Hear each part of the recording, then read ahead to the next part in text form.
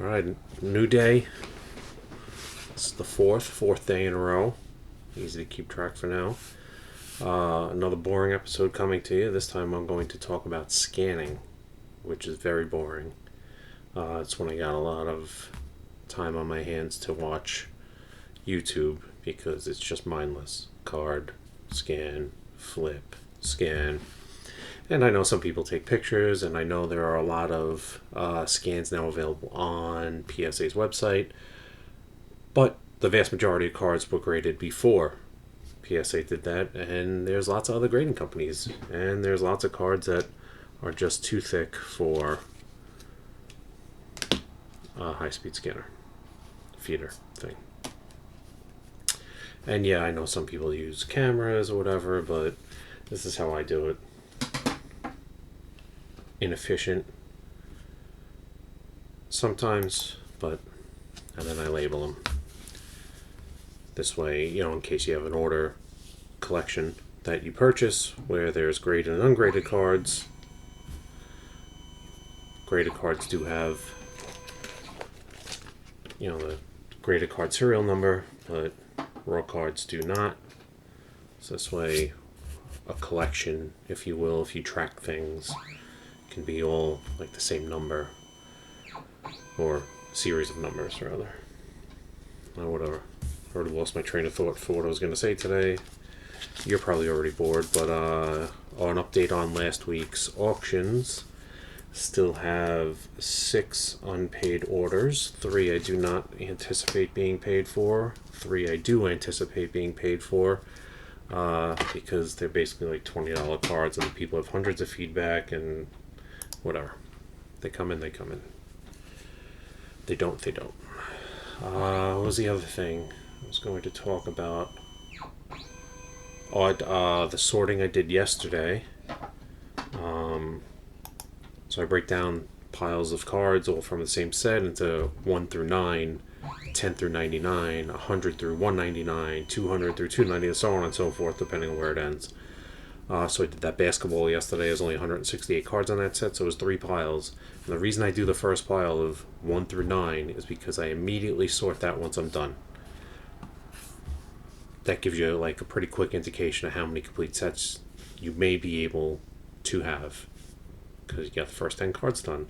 Well, unfortunately, I only had 1 number 3 and 1 number 9. So that basically means I'm only going to be able to complete 1 set. So that hour was just a waste, kind of. Like, I kind of have some broken down, but 1 complete set is not worth continuing. Maybe I'll get more at a later date, and we'll try again. But not today. So I put this Zion PSA 9 Prism. Not many of those out there. Bagged and tagged. Next I was going to bring up something that's a bit from the past, but is kind of relevant to now, and that's the price of wax. There's certain amounts of liquidity you have in this business, and something I used to do personally is break a lot of wax. But I would do it before there was like a big weekend show that I was going to: Boston, White Plains, Philly. I would do it before that show. I'd break a case at the card shop. This way I can get like the rookies, the parallels, whatever, autographs, and use 2014 for example. And I even checked on Card Ladder. I saw what a case of 2014 Prism football, because that just came out for 2023, was going for. And I used to do it with all the Prism or whatever, and Bowman products. But in 2014, November of 14, a case of Prism football 12 box sold for $540 on eBay. $540 for the whole entire case, all 12 boxes. And that was the standard, like $450 or maybe $750. Like, that's what Prism was for That's what Prism went for across the board. That's what it was worth. And you get your rookies or whatever, but the big thing when you had those big weekend shows is that Friday you could walk right in, right up to Beckett, and have the better cards raw card reviewed and get some sort of grade on them. And I bring that up because I just saw the gem rate for the end of the year, and Beckett has fallen so far out of grace. It's sad. They did 700 and whatever, 72,000 cards last year, and it was 387,000 sports and 385,000 TCG. Like almost literally a 50-50 split. Meanwhile, all modern used to be straight Beckett. So you'd be able to break a case for 500, 600, 700 of Prism with the rookies, with the golds, with the silvers, autographs. Then take it to the show. Shriners, Philly, Beckett RCR autographs were like $7 plus $1 for the autograph, and then it went to $9 and $2 for the autograph. But, you know, like, say you only did 10 cards, you under $100, you could have your cards RCR'd, and then there were dealers right there ready to buy, rookies, and you could flip it and usually get the vast majority of your money back that you've put in for the case and the grading, and then you go buy some more, and then you could, even if you got a really good one, you'd make all your money back, and then you could buy more at the show.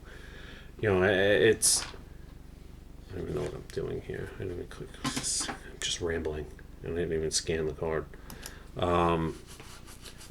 It's like one of the problems that we're at now is they don't raw card review much anymore. Sometimes at some shows, it's, I think last time I did it was like $25 per card, and you're waiting the entire show to get it back. But there was plenty of Philly shows that I'd be able to turn cards in and get them back in a couple hours, find some cards on the floor, turn them in, get them back in a couple hours. You could flip those, buy a case with some of the money, rip it, grade the rookies, the autographs, flip those.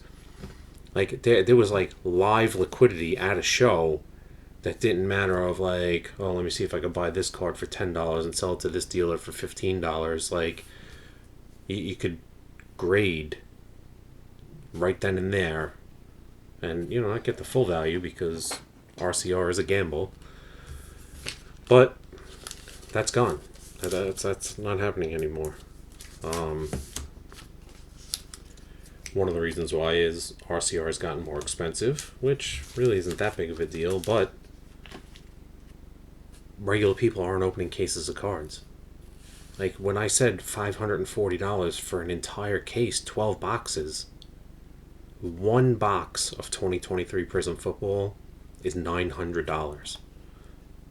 Dave and Adam has cases, 12 boxes just like that, for nearly $11,000. $11,000. Like, you're not even getting 11,000 cards in that box. It's like, well, let me see if I can work it out. I still have it up here, right?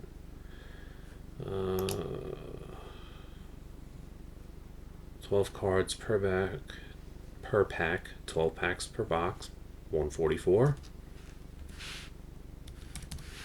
times 12, 1,728 total cards in that case. 1,728.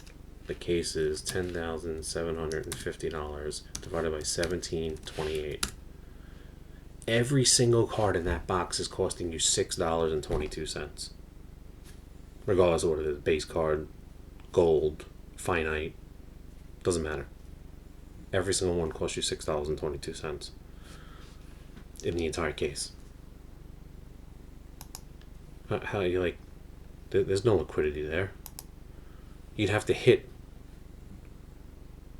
one of the top guys, gold, be able to grade it out, just to get your money back. Just to get How many cards are selling for $10,000? Like, a case hit doesn't matter anymore. Let's see. 2023 Prism Football. This is my rambling. I'm supposed to be scanning, and now I'm just rambling about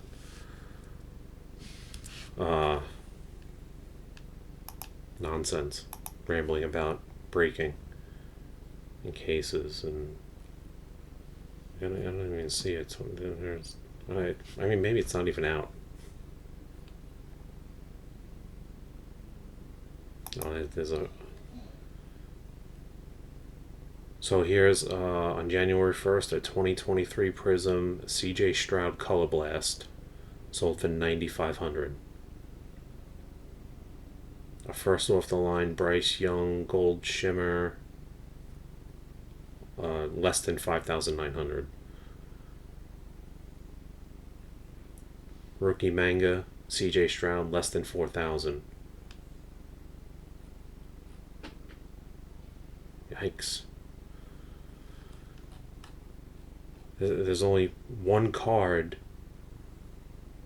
that's sold. Yeah, I know it's only a few days. There's only one card that's sold for $1,200 less than the cost of the case. Yikes. Alright, I've gone off track. I'm at 11 minutes and 30 seconds. You guys probably are sick of hearing me.